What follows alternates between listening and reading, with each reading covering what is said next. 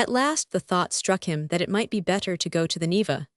There were not so many people there, he would be less observed, and it would be more convenient in every way. Above all, it was further off. He wondered how he could have been wandering for a good half-hour, worried and anxious in this dangerous past without thinking of it before.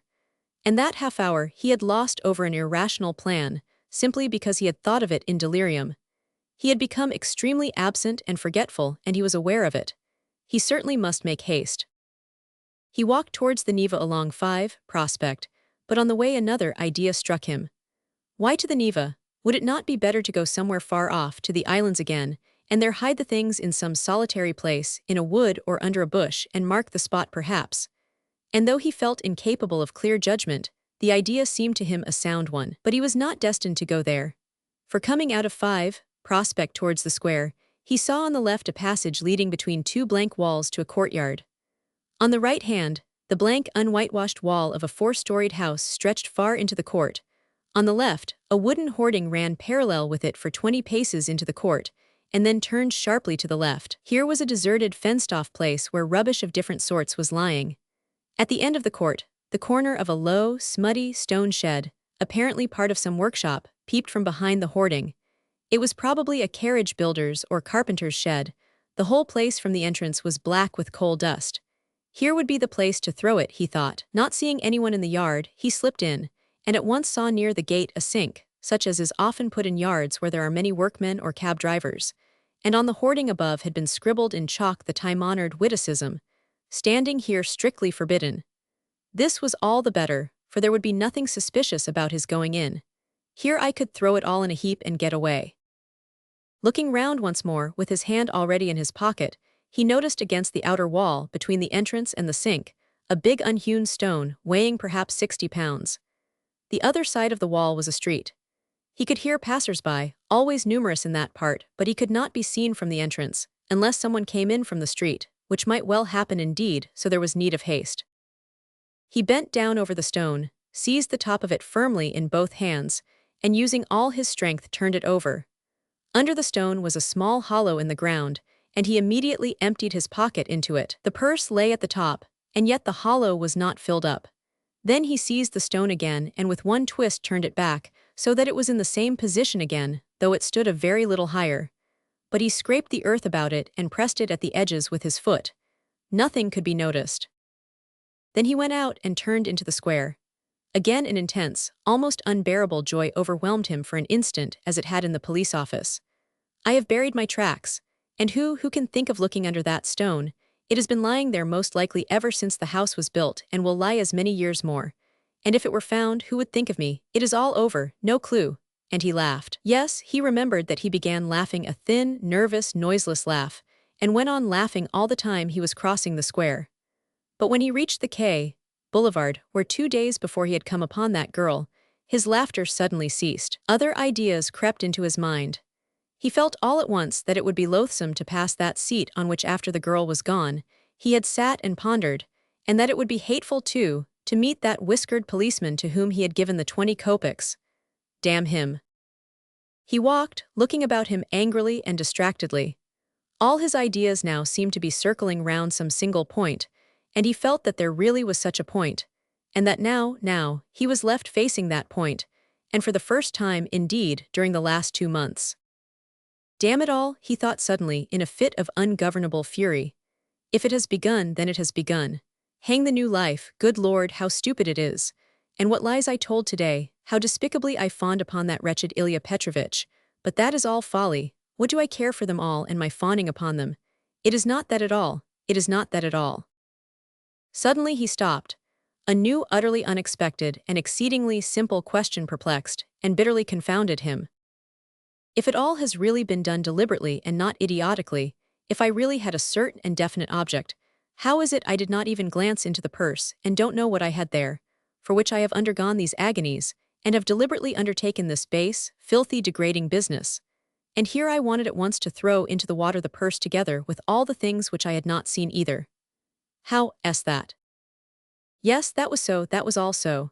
Yet he had known it all before, and it was not a new question for him, even when it was decided in the night without hesitation and consideration, as though so it must be, as though it could not possibly be otherwise. Yes, he had known it all and understood it all. It surely had all been settled even yesterday at the moment when he was bending over the box and pulling the jewel cases out of it. Yes, so it was. It is because I am very ill, he decided grimly at last. I have been worrying and fretting myself, and I don't know what I am doing. Yesterday and the day before yesterday and all this time I have been worrying myself. I shall get well and I shall not worry. But what if I don't get well at all? Good God, how sick I am of it all. He walked on without resting. He had a terrible longing for some distraction, but he did not know what to do, what to attempt. A new overwhelming sensation was gaining more and more mastery over him every moment. This was an immeasurable, almost physical, repulsion for everything surrounding him, an obstinate, malignant feeling of hatred. All who met him were loathsome to him.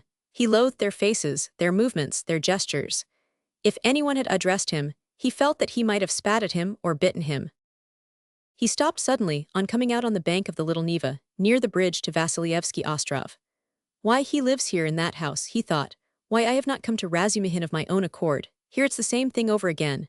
Very interesting to know though, have I come on purpose or have I simply walked here by chance?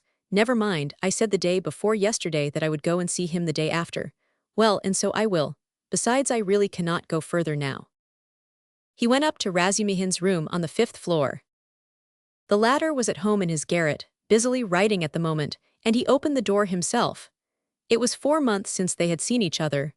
Razumihin was sitting in a ragged dressing gown with slippers on his bare feet, unkempt, unshaven and unwashed. His face showed surprise. "Is it you?" he cried. He looked his comrade up and down, then after a brief pause he whistled. "As hard up as all that? Why, brother, you've cut me out," he added, looking at Raskolnikov's rags. "Come sit down, you are tired, I'll be bound." And when he had sunk down on the American leather sofa, which was in even worse condition than his own, Razumihin saw at once that his visitor was ill. "Why, you are seriously ill, do you know that?" He began feeling his pulse. Raskolnikov pulled away his hand. "Never mind," he said, "I have come for this, I have no lessons, I wanted, but I don't really want lessons." "But I say, you are delirious, you know," Razumihin observed, watching him carefully. "No, I am not." Raskolnikov got up from the sofa. As he had mounted the stairs to Razumihin's, he had not realized that he would be meeting his friend face to face. Now, in a flash, he knew that what he was least of all disposed for at that moment was to be face to face with anyone in the wide world. His spleen rose within him. He almost choked with rage at himself as soon as he crossed Razumihin's threshold. "Goodbye," he said abruptly, and walked to the door. Stop, you queer fish." "I don't want to," said the other, again pulling away his hand. "Then why the devil have you come? Are you mad or what? Why, this is almost insulting. I won't let you go like that." "Well then, I came to you because I know no one but you who could help, to begin, because you are kinder than anyone, cleverer I mean, and can judge. And now I see that I want nothing. Do you hear? Nothing at all. No one's services. No one's sympathy. I am by myself. Alone. Come, that's enough. Leave me alone." "Stay a minute, you sweep. You are a perfect madman. As you like, for all I care. I have no lessons, do you see, and I don't care about that, but there's a bookseller, Heruvimov, and he takes the place of a lesson.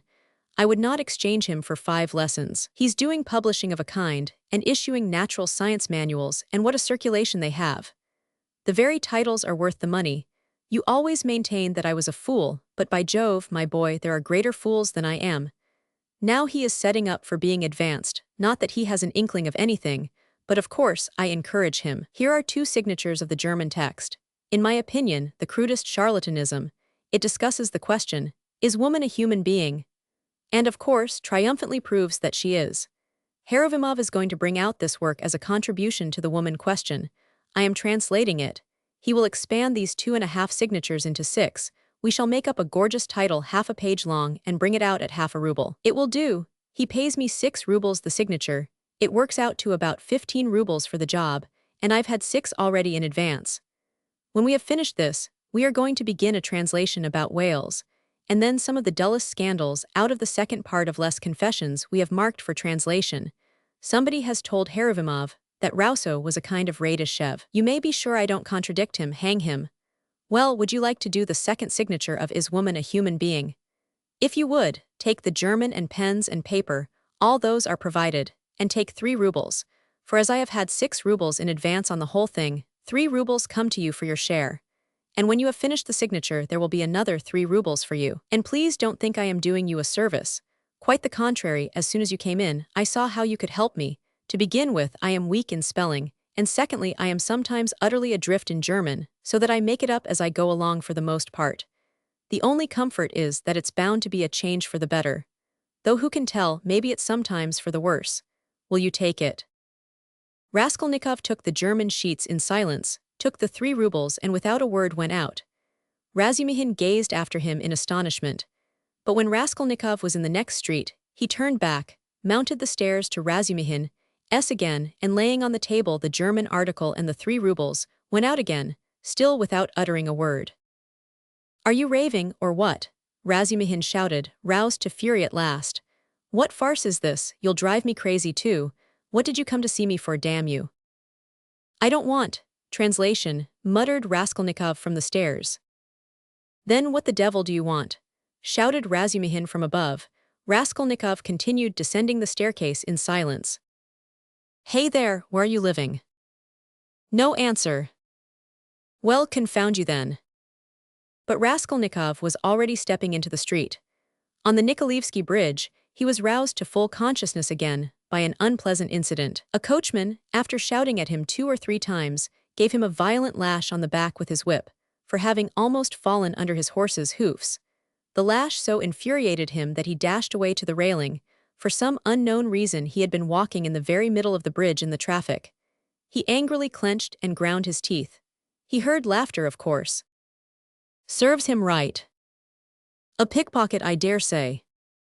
Pretending to be drunk, for sure, and getting under the wheels on purpose, and you have to answer for him.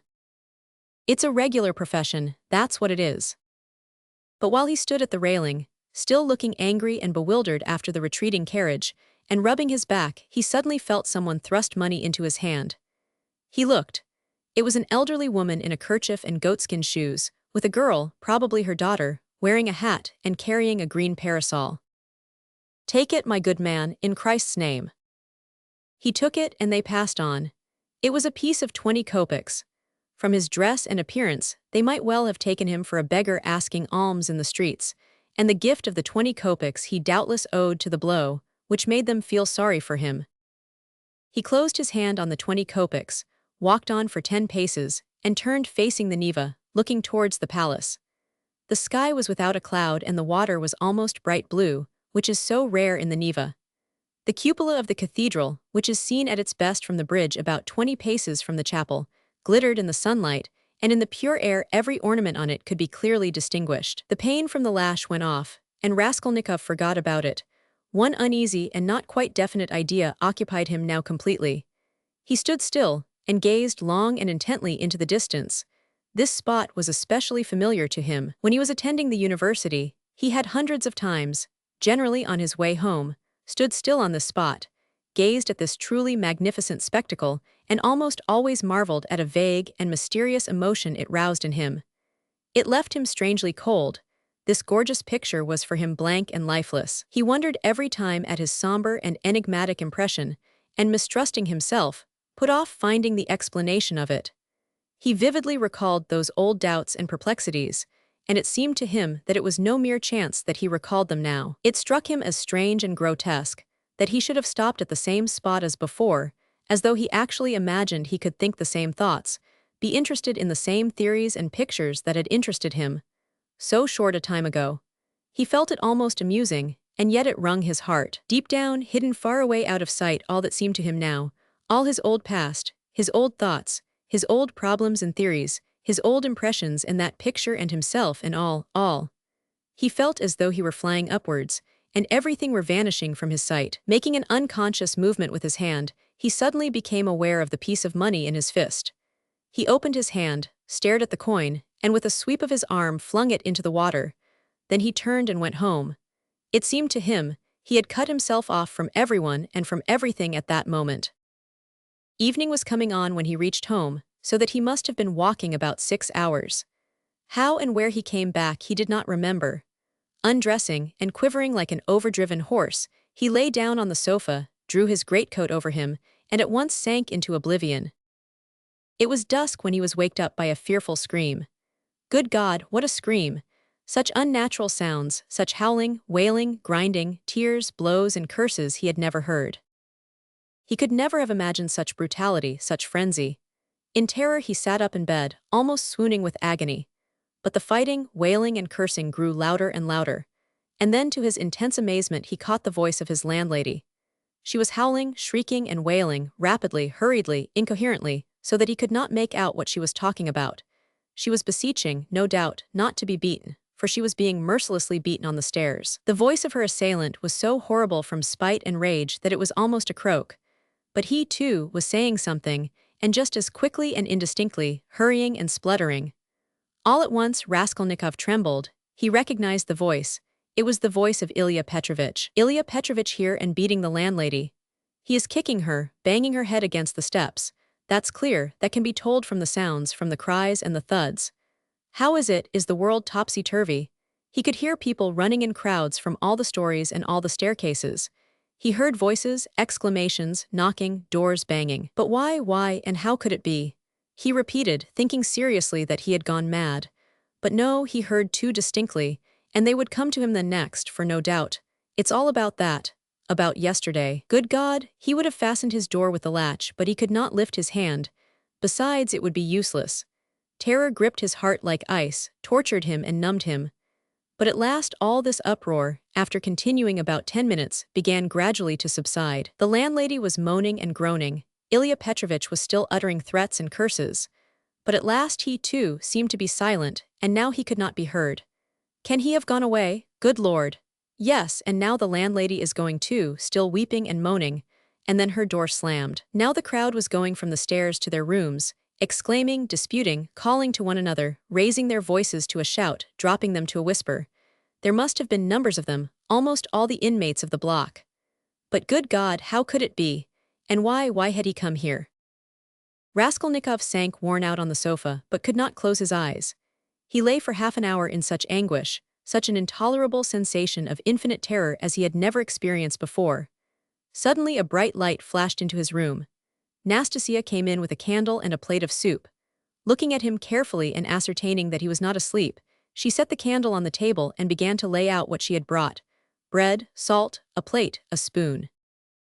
You've eaten nothing since yesterday, I warrant. You've been trudging about all day, and you're shaking with fever. Nastasia, what were they beating the landlady for? She looked intently at him. Who beat the landlady? Just now, half an hour ago, Ilya Petrovich, the assistant superintendent, on the stairs.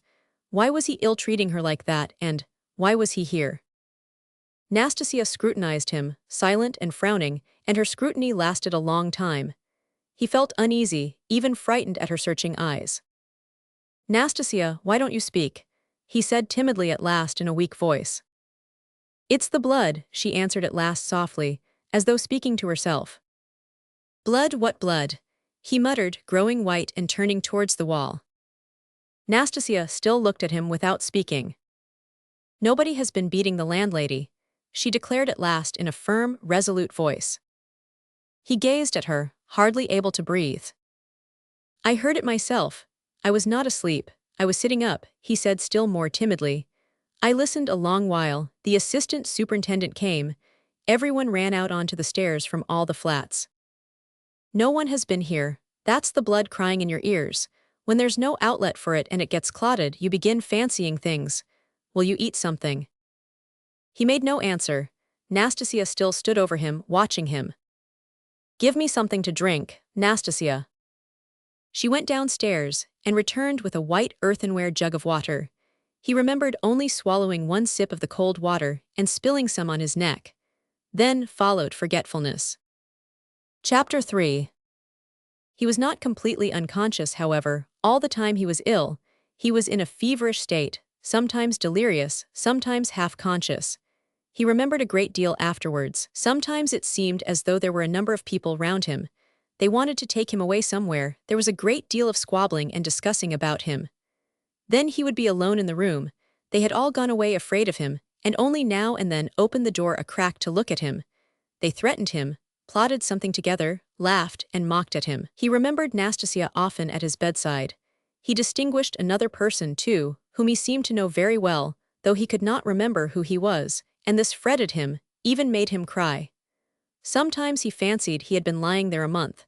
At other times, it all seemed part of the same day. But of that he had no recollection, and yet every minute he felt that he had forgotten something he ought to remember. He worried and tormented himself trying to remember, moaned, flew into a rage, or sank into awful, intolerable terror. Then he struggled to get up, would have run away, but someone always prevented him by force, and he sank back into impotence and forgetfulness. At last he returned to complete consciousness. It happened at 10 o'clock in the morning. On fine days the sun shone into the room at that hour, throwing a streak of light on the right wall and the corner near the door. Nastasia was standing beside him with another person, a complete stranger, who was looking at him very inquisitively. He was a young man with a beard, wearing a full, short-waisted coat, and looked like a messenger. The landlady was peeping in at the half-open door. Raskolnikov sat up. "Who is this, Nastasia?" he asked, pointing to the young man. "I say, he's himself again," she said. "He is himself," echoed the man. Concluding that he had returned to his senses, the landlady closed the door and disappeared. She was always shy and dreaded conversations or discussions. She was a woman of 40, not at all bad-looking, fat and buxom, with black eyes and eyebrows, good-natured from fatness and laziness, and absurdly bashful. "Who are you?" he went on, addressing the man. But at that moment the door was flung open, and stooping a little, as he was so tall, Razumihin came in. "What a cabin it is!" he cried. "I am always knocking my head. You call this a lodging, so you are conscious, brother. I've just heard the news from Pashenka." "He has just come to," said Nastasia. "Just come to," echoed the man again with a smile. "And who are you?" Razumihin asked, suddenly addressing him. "My name is Razumihin, at your service, not Razumihin as I am always called but Razumihin, a student and gentleman, and he is my friend. And who are you?" "I am the messenger from our office, from the merchant Shelepiv, and I've come on business." "Please sit down." Razumihin seated himself on the other side of the table. "It's a good thing you've come to, brother," he went on to Raskolnikov. "For the last 4 days you have scarcely eaten or drunk anything. We had to give you tea in spoonfuls. I brought Zosimov to see you twice. You remember Zosimov? He examined you carefully and said at once it was nothing serious. Something seemed to have gone to your head. Some nervous nonsense, the result of bad feeding. He says you have not had enough beer and radish, but it's nothing much, it will pass and you will be all right. Zosimov is a first-rate fellow, he is making quite a name. Come, I won't keep you," he said, addressing the man again. "Will you explain what you want? You must know, Radia, this is the second time they have sent from the office, but it was another man last time and I talked to him. Who was it came before?"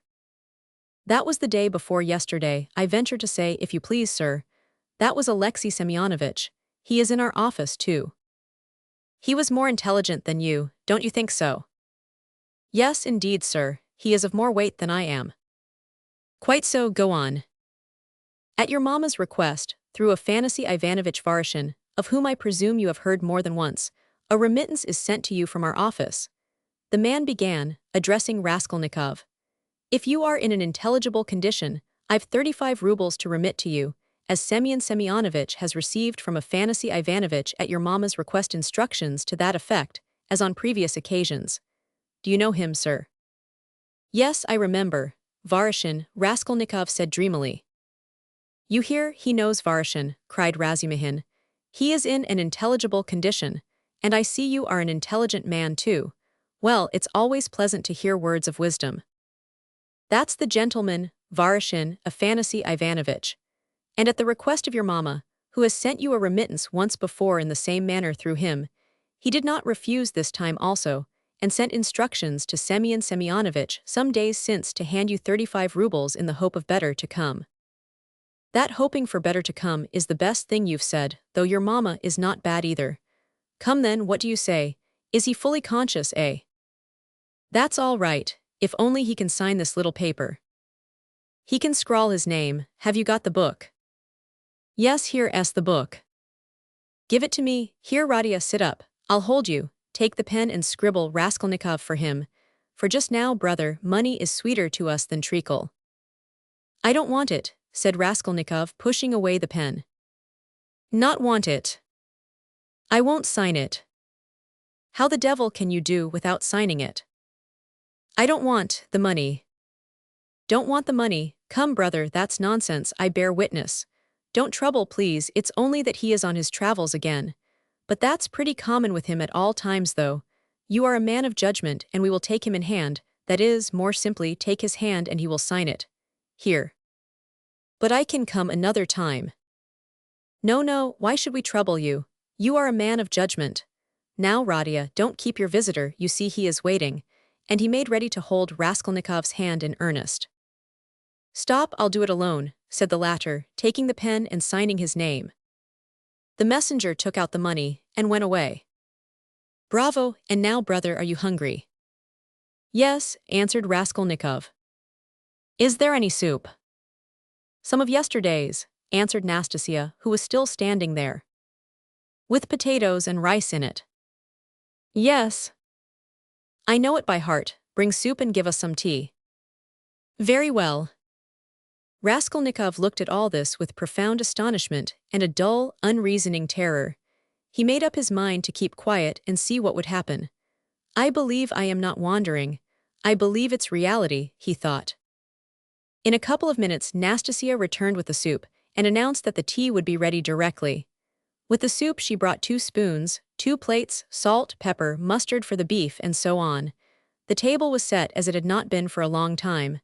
The cloth was clean. It would not be amiss, Nastasia, if Praskovia Pavlovna were to send us up a couple of bottles of beer. We could empty them. Well, you are a cool hand, muttered Nastasia, and she departed to carry out his orders.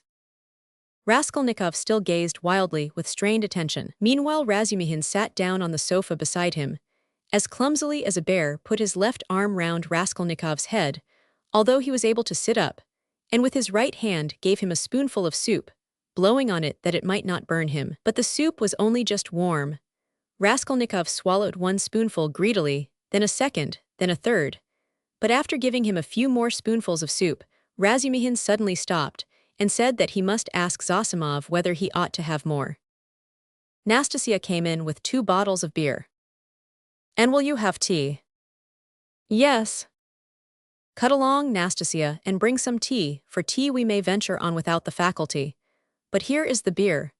He moved back to his chair, pulled the soup and meat in front of him, and began eating as though he had not touched food for 3 days. I must tell you, Radia, I dine like this here every day now, he mumbled with his mouth full of beef. And it's all Pashenka, your dear little landlady, who sees to that. She loves to do anything for me. I don't ask for it, but of course I don't object. And here's Nastasia with the tea, she is a quick girl. Nastasia, my dear, won't you have some beer? Get along with your nonsense. A cup of tea then. A cup of tea, maybe. Pour it out, stay, I'll pour it out myself, sit down. He poured out 2 cups, left his dinner, and sat on the sofa again. As before, he put his left arm round the sick man's head, raised him up and gave him tea in spoonfuls, again blowing each spoonful steadily and earnestly, as though this process was the principal and most effective means towards his friend's recovery. Raskolnikov said nothing and made no resistance, though he felt quite strong enough to sit up on the sofa without support, and could not merely have held a cup or a spoon, but even perhaps could have walked about. But from some queer, almost animal, cunning he conceived the idea of hiding his strength and lying low for a time, pretending if necessary not to be yet in full possession of his faculties, and meanwhile listening to find out what was going on. Yet he could not overcome his sense of repugnance. After sipping a dozen spoonfuls of tea, he suddenly released his head, pushed the spoon away capriciously, and sank back on the pillow. There were actually real pillows under his head now, down pillows in clean cases. He observed that too, and took note of it. Pashenka must give us some raspberry jam today to make him some raspberry tea, said Razumihin, going back to his chair and attacking his soup and beer again. And where is she to get raspberries for you? Asked Nastasia, balancing a saucer on her 5 outspread fingers and sipping tea through a lump of sugar. She'll get it at the shop, my dear. You see, Radia, all sorts of things have been happening while you have been laid up. When you decamped in that rascally way without leaving your address, I felt so angry that I resolved to find you out and punish you. I set to work that very day. How I ran about making inquiries for you. This lodging of yours I had forgotten, though I never remembered it, indeed, because I did not know it.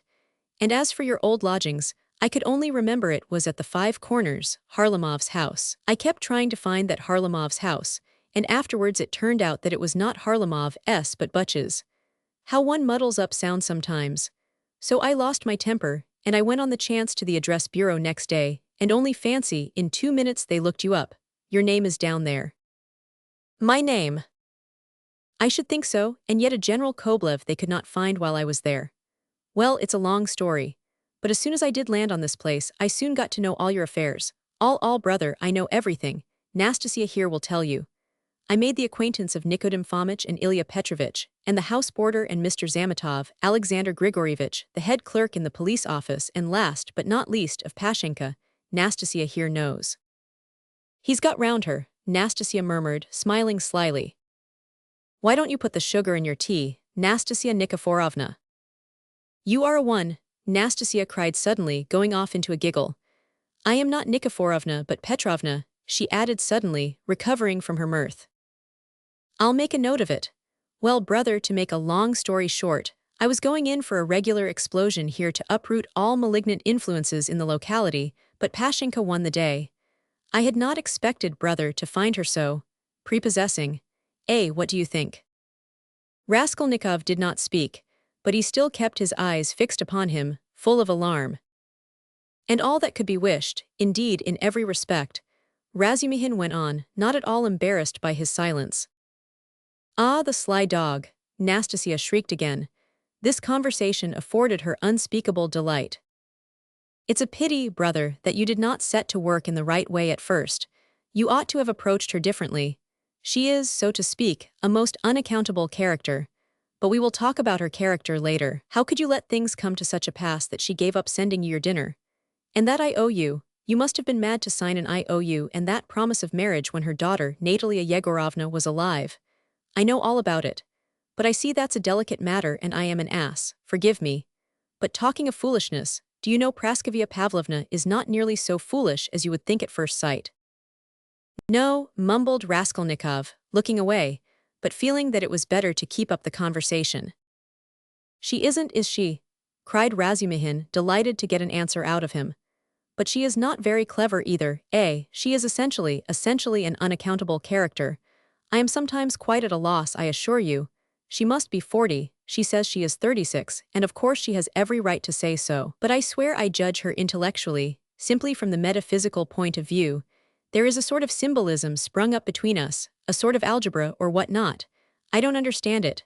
Well, that's all nonsense. Only, seeing that you are not a student now and have lost your lessons and your clothes, and that through the young lady's death she has no need to treat you as a relation, she suddenly took fright. And as you hid in your den and dropped all your old relations with her, she planned to get rid of you. And she's been cherishing that design a long time, but was sorry to lose the IOU, for you assured her yourself that your mother would pay. It was base of me to say that. My mother herself is almost a beggar, and I told a lie to keep my lodging, and be fed, Raskolnikov said loudly and distinctly. Yes, you did very sensibly. But the worst of it is that at that point, Mr. Tchebarov turns up, a businessman. Pashenka would never have thought of doing anything on her own account. She is too retiring. But the businessman is by no means retiring, and first thing he puts the question, is there any hope of realizing the IOU? Answer. There is, because he has a mother who would save her Radia with her 125 rubles pension if she has to starve herself, and a sister, too, who would go into bondage for his sake. That's what he was building upon. Why do you start? I know all the ins and outs of your affairs now, my dear boy. It's not for nothing that you were so open with Pashenka when you were her prospective son-in-law, and I say all this as a friend. But I tell you what it is.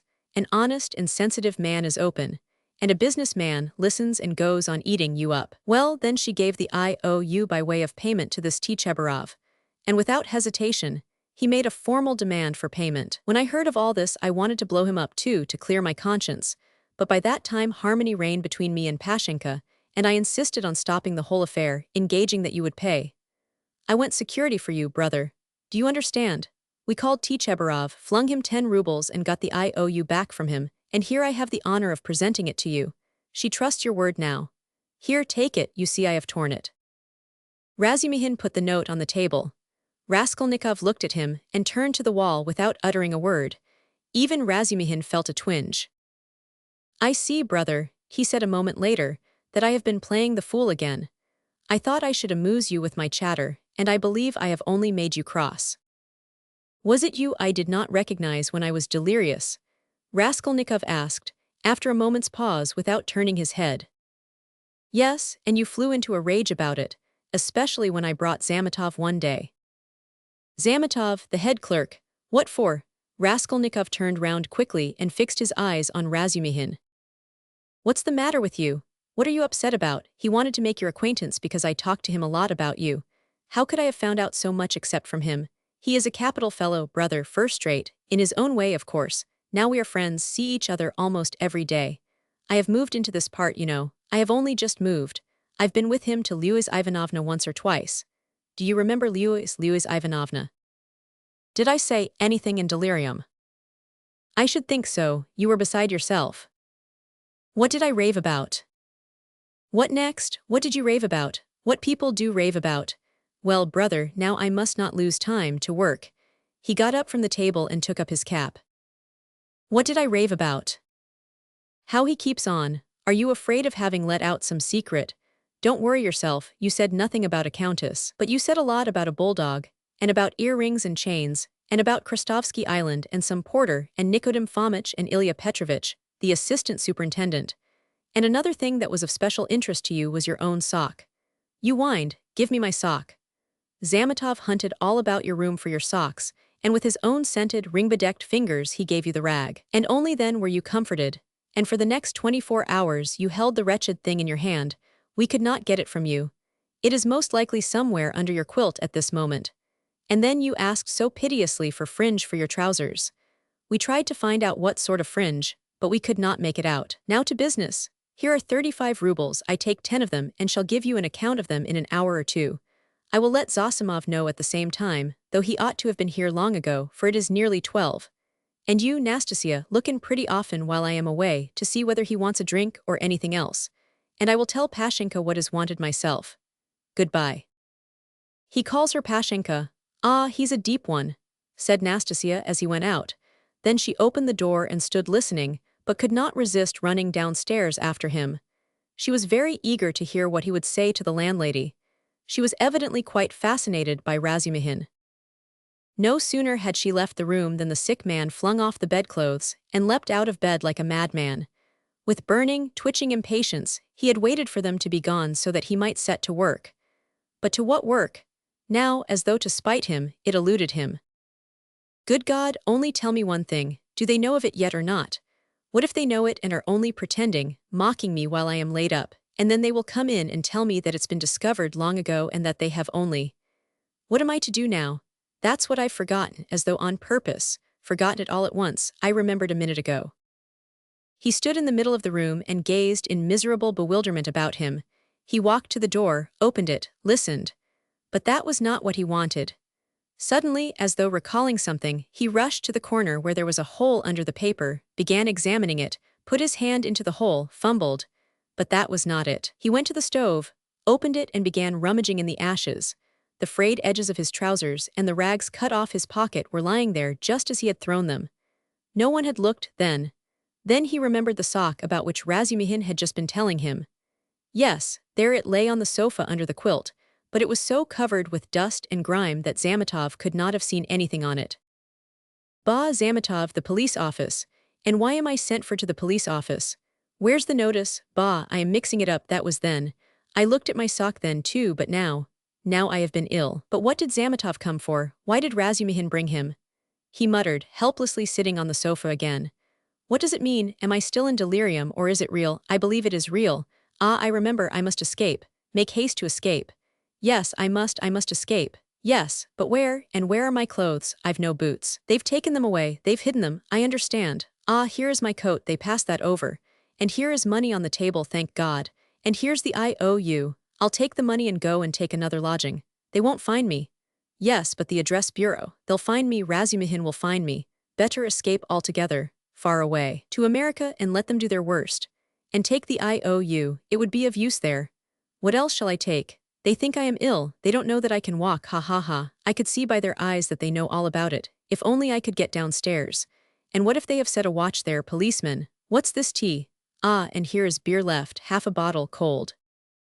He snatched up the bottle, which still contained a glassful of beer, and gulped it down with relish, as though quenching a flame in his breast. But in another minute the beer had gone to his head, and a faint and even pleasant shiver ran down his spine. He lay down and pulled the quilt over him. His sick and incoherent thoughts grew more and more disconnected, and soon a light, pleasant drowsiness came upon him. With a sense of comfort, he nestled his head into the pillow, wrapped more closely about him the soft, wadded quilt which had replaced the old, ragged greatcoat, sighed softly, and sank into a deep, sound, refreshing sleep. He woke up, hearing someone come in. He opened his eyes and saw Razumihin standing in the doorway, uncertain whether to come in or not. Raskolnikov sat up quickly on the sofa and gazed at him, as though trying to recall something. "Ah, you are not asleep. Here I am, Nastasia, bring in the parcel," Razumihin shouted down the stairs. "You shall have the account directly." "What time is it?" asked Raskolnikov, looking round uneasily. "Yes, you had a fine sleep, brother, it's almost evening. It will be 6 o'clock directly. You have slept more than 6 hours. Good heavens, have I? And why not? It will do you good. What's the hurry? A tryst, is it? We've all time before us. I've been waiting for the last 3 hours for you. I've been up twice and found you asleep. I've called on Zosimov twice, not at home, only fancy, but no matter, he will turn up. And I've been out on my own business, too. You know I've been moving today, moving with my uncle. I have an uncle living with me now, but that's no matter to business. Give me the parcel, Nastasia, we will open it directly. And how do you feel now, brother?" "I am quite well, I am not ill. Razumihin, have you been here long?" "I tell you I've been waiting for the last 3 hours. "No, before." "How do you mean?" "How long have you been coming here?" "Why, I told you all about it this morning. Don't you remember?" Raskolnikov pondered. The morning seemed like a dream to him. He could not remember alone, and looked inquiringly at Razumihin. "Who," said the latter, "he has forgotten. I fancied then that you were not quite yourself. Now you are better for your sleep. You really look much better, first-rate. Well, to business. Look here, my dear boy." He began untying the bundle, which evidently interested him. "Believe me, brother, this is something specially near my heart, for we must make a man of you. Let's begin from the top. Do you see this cap?" he said, taking out of the bundle a fairly good though cheap and ordinary cap. "Let me try it on." "Presently afterwards," said Raskolnikov, waving it off pettishly. "Come, Radia, my boy, don't oppose it, afterwards will be too late. And I shan't sleep all night, for I bought it by guess without measure, just right," he cried triumphantly, fitting it on, "just your size. A proper head covering is the first thing in dress and a recommendation in its own way. Tolstyakov, a friend of mine, is always obliged to take off his pudding basin when he goes into any public place where other people wear their hats or caps. People think he does it from slavish politeness, but it's simply because he is ashamed of his bird's nest. He is such a boastful fellow. Look, Nastasia, here are 2 specimens of headgear, this Palmerston." He took from the corner Raskolnikov's old, battered hat which for some unknown reason he called a Palmerston, or this jewel. "Guess the price, Radia. What do you suppose I paid for it, Nastasia?" he said, turning to her, seeing that Raskolnikov did not speak. 20 kopecks, no more, I dare say," answered Nastasia. 20 kopecks, silly," he cried, offended. "Why, nowadays you would cost more than that, 80 kopecks, and that only because it has been worn, and it's bought on condition that when it's worn out, they will give you another next year. Yes, on my word. Well, now let us pass to the United States of America, as they called them at school. I assure you I am proud of these breeches," and he exhibited to Raskolnikov a pair of light, summer trousers of grey woolen material. "No holes, no spots, and quite respectable, although a little worn, and a waistcoat to match, quite in the fashion. And its being worn really is an improvement, it's softer, smoother. You see, Radia, to my thinking, the great thing for getting on in the world is always to keep to the seasons. If you don't insist on having asparagus in January, you keep your money in your purse. And it's the same with this purchase. It's summer now, so I've been buying summer things. Warmer materials will be wanted for autumn, so you will have to throw these away in any case. Especially as they will be done for by then from their own lack of coherence, if not your higher standard of luxury. Come, price them. What do you say? 2 rubles 25 kopecks. And remember the condition. If you wear these out, you will have another suit for nothing. They only do business on that system at Fedyev's. If you've bought a thing once, you are satisfied for life, for you will never go there again of your own free will. Now for the boots.